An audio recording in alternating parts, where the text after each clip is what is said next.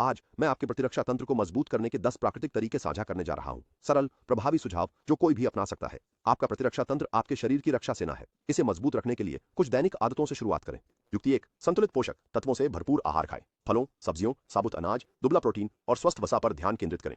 Vitamin जैसे सी, D और zinc प्रतिरक्षा रक्षा में बड़ा रोल निभाते हैं। युक्ति 2, हाइड्रेटेड रहें। पर्याप्त पानी पीने से विषाक्त पदार्थ बाहर निकलते हैं और आपके शरीर का सही कार्य करने में मदद मिलती है। टिप 3, पर्याप्त नींद लें।